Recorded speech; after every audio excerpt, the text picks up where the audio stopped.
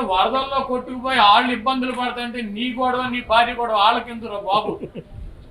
ఇది ఎప్పుడు ఏదో రకంగా రాజకీయంగా లబ్ధి పొందడం తప్పించి నీకు ఇంకా వేరే పని లేదా?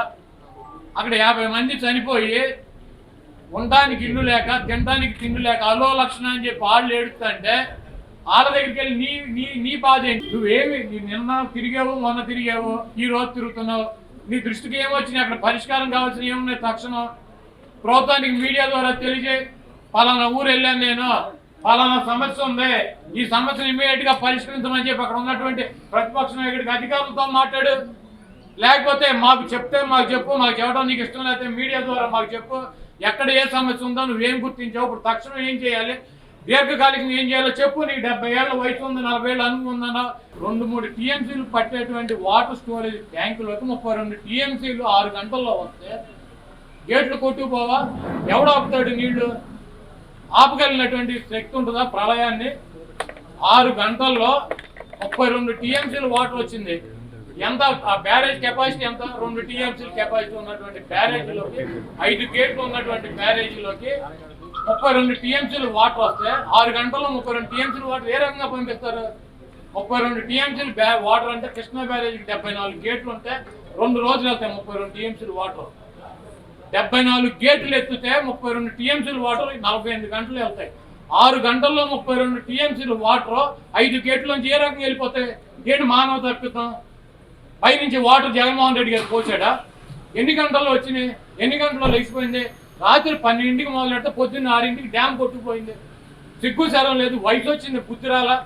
చంద్రబాబు నాయుడు ఎంత లోఫర్ అంటే ఇది ఒక్కటేనమ్మా.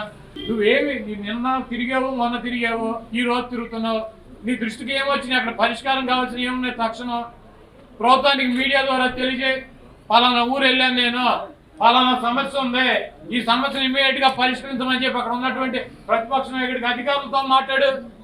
లేకపోతే మాకు చెప్తే మాకు చెప్పు, మాకు చెప్పడం నీకు ఇష్టం లేకపోతే మీడియా ద్వారా మాకు చెప్పు, ఎక్కడ ఏ సమస్య ఉందో నువ్వేం గుర్తించావు, ఇప్పుడు తక్షణం ఏం చేయాలి, దీర్ఘకాలికం ఏం చేయాలో చెప్పు. నీకు 70 ఏళ్ళ వయసు ఉంది, 40 ఏళ్ళు అనుభవం ఉందన్నా 2-3 టీఎంసీలు పట్టేటువంటి వాటర్ స్టోరేజ్ ట్యాంకులోకి 32 టీఎంసీలు 6 గంటల్లో వస్తే గేట్లు కొట్టుకుపోవా? ఎవడు ఆపుతాడు నీళ్లు? ఆపగలిగినటువంటి శక్తి ఉంటుందా ప్రళయాన్ని? 6 గంటల్లో 32 టీఎంసీలు వాటర్ వచ్చింది. ఎంత ఆ బ్యారేజ్ కెపాసిటీ? ఎంత? 2 టీఎంసీల కెపాసిటీ ఉన్నటువంటి బ్యారేజీలోకి, 5 గేట్లు ఉన్నటువంటి బ్యారేజీలోకి 32 టీఎంసీలు వాటర్ వస్తే 6 గంటల్లో 32 టీఎంసీలు వాటర్ ఏ రకంగా పంపిస్తారు? 32 టీఎంసీలు వాటర్ అంటే కృష్ణా బ్యారేజీకి 74 గేట్లు ఉంటే 2 రోజులు వెళ్తాయి 32 టీఎంసీలు వాటర్. 74 గేట్లు ఎత్తితే 32 టీఎంసీలు వాటర్ 48 గంటలు వెళ్తాయి. 6 గంటల్లో 32 టీఎంసీలు వాటర్ 5 గేట్ల నుంచి ఏ రకంగా వెళ్ళిపోతాయి? గేటు మానవ తప్పితం. పైనుంచి వాటర్ జగన్మోహన్ రెడ్డి గారు పోసాడా? ఎన్ని గంటల్లో వచ్చినాయి? ఎన్ని గంటల్లో లేచిపోయింది? రాత్రి 12ంటికి మొదలెడితే పొద్దున్న 6ంటికి డ్యామ్ కొట్టుకుపోయింది. సిగ్గు శరం లేదు, వయసు వచ్చింది, బుద్ధిరాల. చంద్రబాబు నాయుడు ఎంత లోఫర్ అంటే ఇది ఒక్కటేనమ్మా. నేను ఎప్పుడు రాజకీయాలు చేయను. సంక్షోభ సమయంలో ఎప్పుడు నా దేశంతో ఒకే ఫోకస్ ఉంటుంది. ఈరోజు డ్రోన్స్ తీసుకొచ్చాం, హెలికాప్టర్లు తీసుకొచ్చాం. ఈరోజు మార్నింగ్ కూడా హోమ్ మినిస్టర్తో మాట్లాడాను, వారిని కూడా రమ్మన్నాను, టీములు పంపిమన్నాం, మళ్ళా లెటర్ రాస్తున్నాం.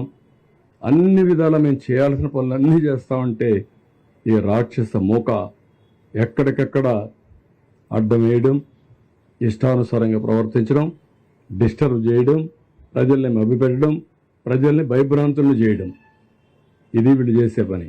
అమరావతి మునిగిపోతుందంటారు, లేదంటే మొత్తం ఇక్కడ జరగడానికి బుడమేరుని ఏదో గేట్లు ఎత్తేసారంటారు, మా ఇల్లు కాపాడుకోవడానికి ఆ నీళ్లు తీసుకొచ్చి ఇక్కడ వదిలిపెట్టామంటారు. బుద్ధి జ్ఞానం ఉండాలి, కనీసం ఇంగిత జ్ఞానం ఉండాలి. మాట్లాడేటప్పుడు ప్రజలు కూడా వాచ్ చేస్తారని ఆలోచన ఉండాలి. నేను అందుకే ప్రజా చైతన్యం కోసం మాట్లాడుతున్నా, నా సొంతం కోసం కదా. నన్నేమి చేయలేరు వీళ్ళు, అది వేరే విషయం.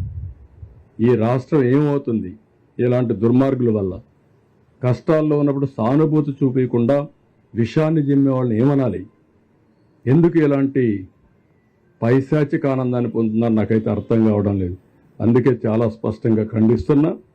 ఎన్నిసార్లు చెప్పితే అన్నిసార్లు మీరు క్షమాపణ చెప్పే వరకు మిమ్మల్ని వదిలిపెట్టాను, గుర్తుపెట్టుకోండి. ఈరోజు నేను డీటెయిల్డ్గా అవసరమైతే 1-to-1 అమరావతి ఉంది, డే వారీగా ఎప్పుడైనా నీళ్లు ఉన్నాయండి అక్కడ?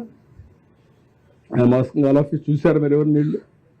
నీళ్లు లేకపోతే ఉన్నాయని ఫోటో వేస్తావు పేపర్లో, ఏదో ఈ పేపర్ అది ఏమనాలి వెళ్ళి. రెండోది బుడమేరు గురించి, ఈ తల ఒగ్గతాయి. ఇది ప్రజాభిప్రాయానికి కాదు, నేను చెప్పిందే ఏకపక్ష నిర్ణయం అనే ఆ ధిక్కార ధోరణి కానీ అహంభావం కానీ, ఆ అహంభావం ఇక్కడ చెల్లవు. అది కరెక్ట్ కాదు.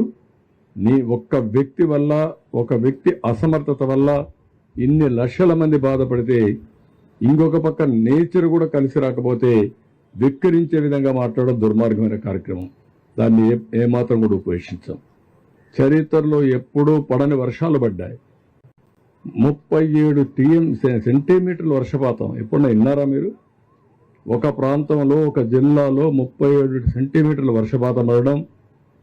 ఇది కళింగపట్నం దగ్గర క్రాస్ కావడం, కళింగపట్నంలో క్రాస్ అయింది కూడా వర్షాలు పడకుండా ఖమ్మం, నల్గొండలో మళ్లీ పడి, ఏదైతే కృష్ణానది పరివాహక ప్రాంతంలో మళ్లీ పడి బుడమేరు బొంగడం, ఇవన్నీ కూడా జరిగితే సానుకూలంగా స్పందించి ఏ విధంగా ఎదుర్కోవాలనో ఎదుర్కొనే సమయంలో మీరు సహకారం ఇవ్వకపోతే పోతారు. కానీ ఇలాంటి తప్పుడు ప్రచారం చేయడం, ఏదో అమరావతి మునిగిపోయిందంట, వీళ్ళ ముంచాలు తీసుకొచ్చి అక్కడ, అప్పుడే బుద్ధి వస్తుంది వీళ్ళకి. అమరావతి మునిగిపోయిందని ఎవరు చెప్పాడు మీకు? లేకుంటే అక్కడనే పోడ్చాల, వీళ్ళ శ్మశానం అన్నారు, అక్కడనే పోడ్చాల, అప్పుడే బుద్ధి వస్తుంది. మనుషులకు బుద్ధి జ్ఞానం ఉండాలి, ప్రజాహితం కోసం పనిచేయాలి. దుర్మార్గంగా మహాడే కార్యక్రమాలు చేస్తున్నారు. ఎడారి అంటారు, ఎడారి అంటే అమరావతి? ఇంకా సిగ్గు రాలేదు మీకు? అంటే ప్రజలు వింటారు కాబట్టి ఎదురుదాడి చేస్తారా మీరు? ఎన్ని రోజులు ఎదురుదాడి చేస్తారు? ఎదురుదాడి చేస్తే ప్రజలే చూసుకోవాల్సిన అవసరం ఉంది. ఇలాంటి వాళ్ళని సంఘ బహిష్కరణ చేయాల్సిన అవసరం ఉంది. ఈ నేరస్తులు దబాయిస్తే భయపడిపోతాం అనుకుంటున్నారు, కానీ ఎవరు ఇక్కడ భయపడరు.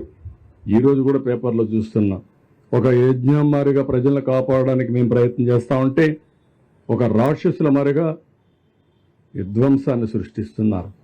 ఎక్కడిది న్యాయం?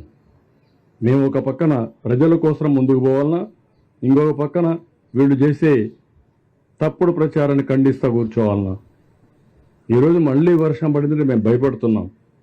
మళ్ళా బుడమేరు పొంగితే నీళ్లు వస్తే ప్యానిక్ రియాక్షన్ వస్తుందని మేము భయపడుతున్నాం. వీళ్ళకి బాధ్యత లేదండి? వీడు సమాజ హితం కోసం ఉండే పార్టీ అంటే ఇది? ఇలాంటి దుర్మార్గులు రాష్ట్రంలో ఉండడం కూడా అర్హత ఉందా అని అడుగుతున్నా.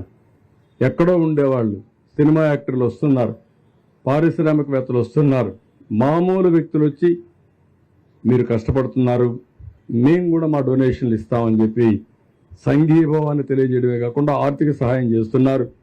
చేతనైనంత వరకు పనిచేస్తున్నారు. ఇప్పుడు ఎంప్లాయీస్ని పిలవలేదు, వాళ్ళే వచ్చారు. అది వాళ్ళ స్ఫూర్తి. ఇది ప్రజల స్ఫూర్తి. ఒక రాజకీయ పార్టీ ముసుగులో నేరస్తులు చేసే దౌర్జన్యం, అరాచకాలు, ఈ అరాచకాలు ఈ రాష్ట్రంలో జరగవు. అలాంటి అరాచకాలు చేసే వ్యక్తుల్ని ఎట్టి పరిస్థితుల్లో ఉపేక్షించాం. ఆ విషయం మీరు గుర్తుపెట్టుకోవాల్సిన అవసరం ఉంది. బాధ, రాత్రి మగుళ్ళు కష్టపడుతున్నాం, ఎంతోమంది కష్టపడుతున్నారు. ఆఫీసర్లందరినీ ఎప్పుడు బురదలో తిరగనటువంటి ఆఫీసర్ని బురదలో తిప్పి పని చేపిస్తున్నాం. కోప్పడుతున్నాం. తప్పదు, వెళ్ళాలి, ఉండాలి, కూర్చోవాలి. ఒక సీనియర్ ఆఫీసర్ ఫీల్డ్కి రారు. అలాంటిది ఈరోజు చీఫ్ సెక్రటరీతో సహా అందరినీ ఫీల్డ్లో పెట్టి పని చేపిస్తున్నాం. అది మా కమిట్మెంట్. బురదల్లే కార్యక్రమం మానండి. సిగ్గుంటే చేసిన తప్పు క్షమాపణ చెప్పుకోండి. కనీసం మీకు కాన్షియస్నెస్ ఉంటే ఆ కాన్షియస్నెస్ ప్రకారం మనసులోనే మీరు క్షమాపణ కోరండి, ప్రజాహితం కోరితే. అంతేగాని ఇష్ట ప్రకారం మాట్లాడితే మంచిది కాదు.